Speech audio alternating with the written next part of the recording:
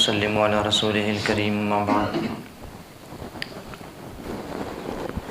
میرا ذاتی رجحان عید الفطر عید الاضحیٰ کے دن بیان کرنا نہیں ہوتا، بیان پورا سال چلتے رہتے ہیں، اس لیے میں صرف نماز کے لیے اور ایک دو باتیں کرنے کے لیے حاضر ہوا ہوں۔ اسلام تمام تہذیبوں کے اندر خوشی کے دن متعین ہوتے ہیں، ہر تہذیب کا اپنا اپنا تہوار ہوتا ہے۔ اسلام نے خوشی کے لیے اپنے تہوار دیے، اپنے ماننے والوں کا ہاتھ پکڑا ہے تاکہ یہ دنیا کی کسی بھی تہذیب کی طرف نظر اٹھا کر نہ دیکھیں، کیونکہ اسلام کامل اور مکمل دین ہے۔ اسلام خوشی اور غمی کے اندر اپنے تصورات دیتا ہے، اپنے ماننے والوں کو رہنمائی فراہم کرتا ہے۔ اسلام ہمیں اس تصور کو ذہن کے اندر بٹھائیں، اسلام ہمیں اچھے کپڑے پہننے سے، اچھا کھانا کھانے سے، گھومنے پھرنے سے منع نہیں کرتا، لیکن اسلام ان ساری چیزوں کے اندر اپنے حدود کو، قیود کو پامال کرنے سے ہمیں منع کرتا ہے۔ اسلام ساری چیزوں کی اجازت دیتا ہے، لیکن ہر ایک اجازت کے بعد پھر ایک باؤنڈری وال اس کے گرد قائم کر دیتا ہے کہ آپ اس باؤنڈری سے باہر نہ نکلیں، اس کے اندر رہ کر آپ جتنا مرضی خوشی کا اظہار کر سکتے ہیں، اچھا کھا سکتے ہیں، اچھا پہن سکتے ہیں، اچھا پی سکتے ہیں، اچھا گھوم پھر سکتے ہیں۔ یہ اسلام آپ سے چاہتا ہے، اور رمضان کے اندر اللہ نے آپ کی اور میری پریکٹس یہی کروائی ہے۔ میں عرض کرتا رہتا ہوں کہ اسلام ایسا زبردست مذہب اور دین ہے جو ہمیں خوشی اور غمی میں ایک جیسی تعلیم دیتا ہے۔ اسلام ہمیں خوشی اور غمی میں ایک ہی جیسی تعلیم دیتا ہے۔ غمی کا موقع ہو تو آپ اسلام کے تصور کو دیکھیں کہ غم سے نڈھال انسان کو، غم کے اندر گھرے ہوئے شخص کو، پریشانی میں مبتلا انسان کو، اس کے گھر والوں کو لا کر کے فوتگی کے وقت میں میت کو سامنے رکھ کر ایک صف کے اندر پیچھے کھڑا ہونے کا حکم دیتا ہے کہ اس کی مغفرت مجھ سے مانگو اور اپنے لیے بھی مجھ سے مانگو۔ غم کے اندر بھی انسان کو اللہ تعالیٰ صف بستہ کر کے کھڑا کر دیتے ہیں اپنے سامنے۔ اسی طرح خوشی کے موقع پر بھی اسلام یہی تعلیم دیتا ہے۔ اسلام ہمیں بتاتا ہے کہ ویسے عام دنوں کے اندر 5 نمازیں پڑھنی چاہیے، لیکن آج خوشی کا دن ہے تو عید الفطر ہو، عید الاضحیٰ ہو، آپ ایک نماز زیادہ اور اللہ کے سامنے ادا کر کے خوشی کے اسلام کے تصور کو جو ہے نا وہ دوبالا کریں۔ تو اسلام خوشی کے موقع پر ہمیں یہی تعلیم دیتا ہے کہ اپنے اللہ کے ساتھ تعلق کو انسان مضبوط کرے، اللہ تعالیٰ سے قرب کو زیادہ کرے، اور اللہ تعالیٰ کو منانے کے لیے اپنے اعمال کے اندر زیادتی کرے۔ اسلام میں خوشی کا یہی تصور ہے۔ یہ تصور نہیں ہے، دو چیزیں الگ الگ ہیں۔ یہ تصور نہیں ہے کہ آپ جو ہے نا خوشی کے موقع پر ساری پابندیوں سے آزاد ہو جائیں، اور جو پورا رمضان آپ نے اللہ کا قرب حاصل کیا، اللہ کو راضی کرنے کی کوشش کی، وہ آپ رمضان کے بعد عید والے دن پھر شیطانی راستوں پر چلنے شروع کر دیں۔ عید والے دن اللہ تعالیٰ سے تعلق توڑنے کا نام عید نہیں ہے، اللہ سے تعلق کو بڑھانے کا نام عید ہے۔ ایک مسلمان کا کام خوشی کے عالم میں زیادہ بڑھ کر اللہ کا شکر ادا کرنا ہے۔ آج کا دن ایک مسلمان کے لیے اظہار تشکر کا دن ہے، اللہ کے سامنے سجدہ ریز ہونے کا دن ہے کہ پچھلے 1 مہینے تک آپ کی خوب فرمانبرداری کی، روزے رکھے، تراویح ادا کی، مسنون اعتکاف کیا، اعمال کیے، قرآن کی تلاوت کی، اور جتنے بھی رمضان کے اعمال ہیں سارے ادا کیے۔ اللہ تیرا اس بات پر شکر ادا کرتے ہیں، کوئی کمی کوتاہی رہ گئی ہو تو معاف فرما۔ عید کا دن مسلمان کے لیے اسی کا ہوتا ہے۔ لیکن یہ تصور بھی آپ کو اسلام نہیں دیتا کہ آپ سارا دن، ہم یہ نہیں کہتے کہ سارا دن مسجد کے اندر آ کر کے بیٹھ جائیں، اللہ اللہ کرتے رہیں اور کوئی کام نہ کریں، اس کی بھی اسلام تعلیم نہیں دیتا۔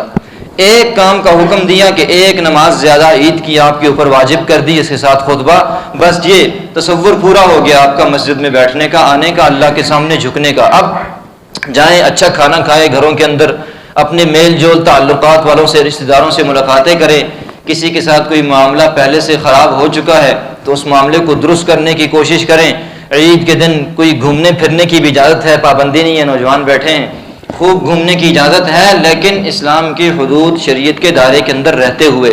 ایسا نہ ہو کہ ظہر کی نماز کا پھر پتہ ہی نہ ہو، ایسا نہ ہو کہ بدنظری اور جو ہے نا ایسی کسی غلاظت کے اندر پڑ جائیں، یا کانوں کے کسی لذت کے اندر پڑ جائیں جو آپ کو گناہ کی طرف مائل کرے۔ اسلام اس تصور سے آپ کو بچاتا ہے، صحیح راستے پر چلنے کی ترغیب دیتا ہے۔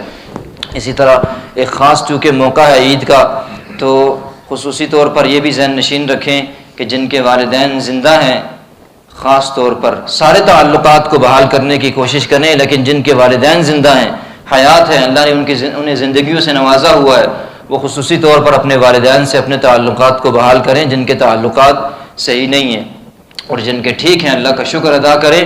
یاد رکھیں ایسی کیا عید ہے جو اپنے والد یا والدہ کے بغیر کسی کی گزر رہی ہو، یا آپس میں ناراضگی ہو، والد ناراض ہو، والدہ ناراض ہو۔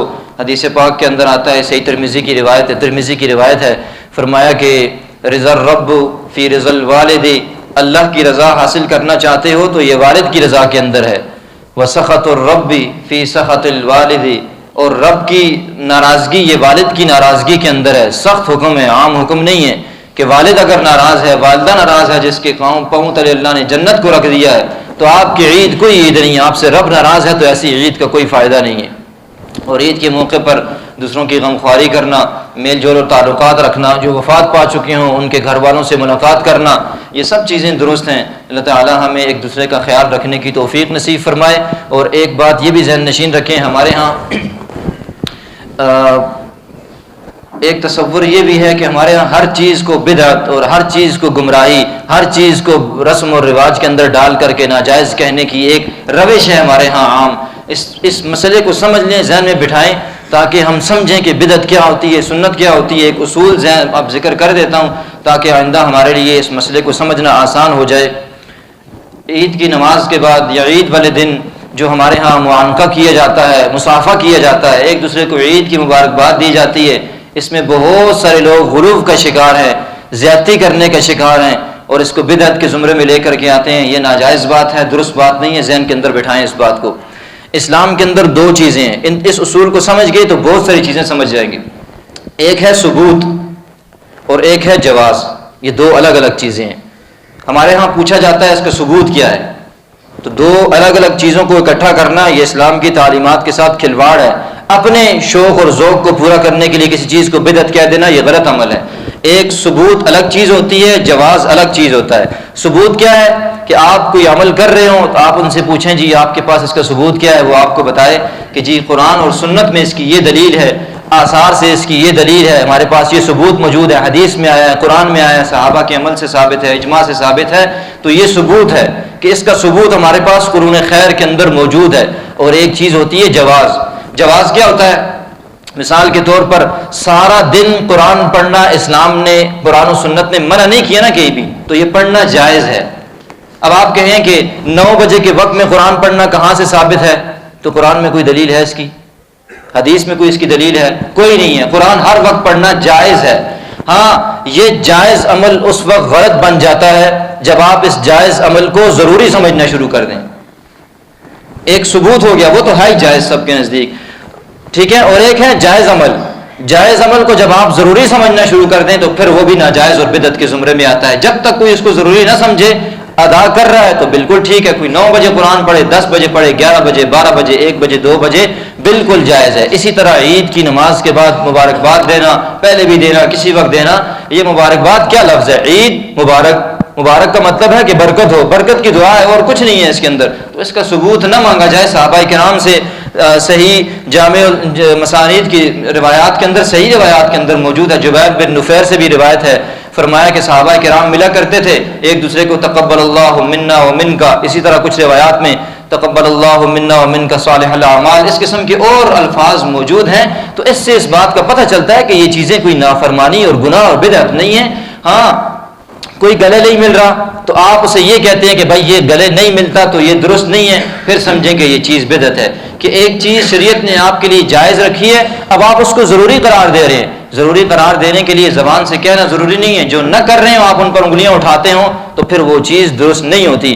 اسلام نے آپ کو اجازت دی ہے، کریں تو ٹھیک ہے، اچھی بات ہے، جائز ہے، مستحب عمل ہے، اور نہ کریں تو کوئی گناہ نہیں ہے اس کے اوپر۔ تو اس لیے ہر چیز کو پرکھ کر اس کے موقع محل کے مطابق اس کو استعمال کرنا چاہیے، اور خواہ مخواہ ہر چیز کے اوپر بدعت کا اور گمراہی کا اور کفر کا، شرک کا، اس قسم کی چیزوں کا فتویٰ نہیں لگانا چاہیے۔ اللہ ہمیں سمجھنے کی توفیق نصیب فرمائے۔